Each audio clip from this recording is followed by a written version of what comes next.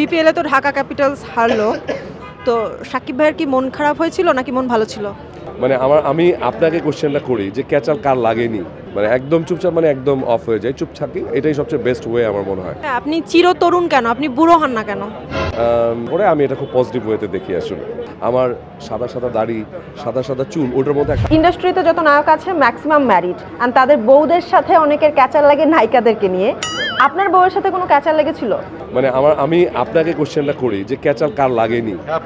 সবার হিরো মানে ওয়াইফের সাথে এরকম ক্যাচাল লাগে, এবং সব ওয়াইফরা আসলে এরকমই, তারা হাজব্যান্ডকে অনেক লাভ করে, এই জন্য একটু ক্যাচাল করে। আমি এটা খুব পজিটিভ ওয়েতে দেখি আসলে।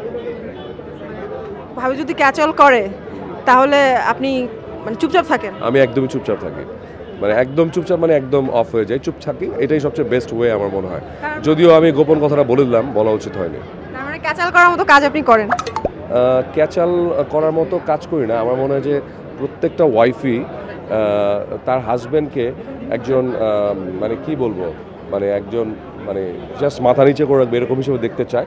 বাট আমরা যারা আর্টিস্ট আছে, আমাদের যেহেতু নায়িকাদের সাথে কাজ করতে হয়, প্রেমের অভিনয় করতে হয়, এটা আপনিও পছন্দ করবেন না আপনার যে হাজব্যান্ড হবে। সো হ্যাঁ, সব একটু ক্যাচাল তো হয়।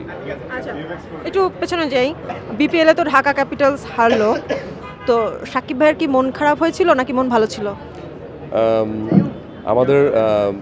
আমাদের মেন্টাল যে সিচুয়েশনটা ছিল, আমরা যখন জিতেছি তখন অনেক হ্যাপি হয়েছি, যখন হেরেছি তখন অনেক মন খারাপ করেছে। তো হ্যাঁ, আমাদের ঢাকা ক্যাপিটালসের প্রত্যেকটা ম্যানেজমেন্টেরই আমাদের খুবই মন খারাপ ছিল যখন হেরেছি, আবার যখন জিতেছে তখন হই হুল্লাড় করেছি। আচ্ছা, আপনি বলছিলেন যে আপনার একটা কন্টেন্ট দিয়ে আপনি 8টি অ্যাওয়ার্ড পেয়েছেন। আপনার কি মনে হয় আমাদের দেশে এরকম কেউ আছে যে এক কন্টেন্ট দিয়ে 8টি অ্যাওয়ার্ড পেয়েছে? আর আমার মনে হয় ভালো কন্টেন্ট যারা হয়েছে তারা এরকম পায় আমার মনে হয়। হ্যাঁ, তো আমি ধারাবাহিকভাবে এটার জন্য পাচ্ছি, এটা আমার জন্য আসলে মানে অনেক ভালো লাগছে, আসলে ভালো লাগা কাজ করছে যে অ্যাওয়ার্ড শোগুলো হচ্ছে ইদানিং। আমেরিকায় পেলাম 2টো এবং ঢাকাতেও পাচ্ছি। সো তারা হয়তো বা আমার কাজটা দেখে ভালো লেগেছে। সো আমার মনে হয় যে ভালো কাজ করলে অন্যরাও পাবেন। ইমন ভাই, আপনি চিরতরুণ কেন, আপনি বুড়ো হন না কেন? এটা ভুল। আমি আস্তে আস্তে বয়স বাড়ছে, আস্তে আস্তে বুড়ো হচ্ছি, এবং আমি বুড়ো হওয়ার জন্য অপেক্ষা করছি, কারণ আমার সাদা সাদা দাড়ি, সাদা সাদা চুল, ওটার মধ্যে একটা আলাদা স্মার্টনেস মনে হয়।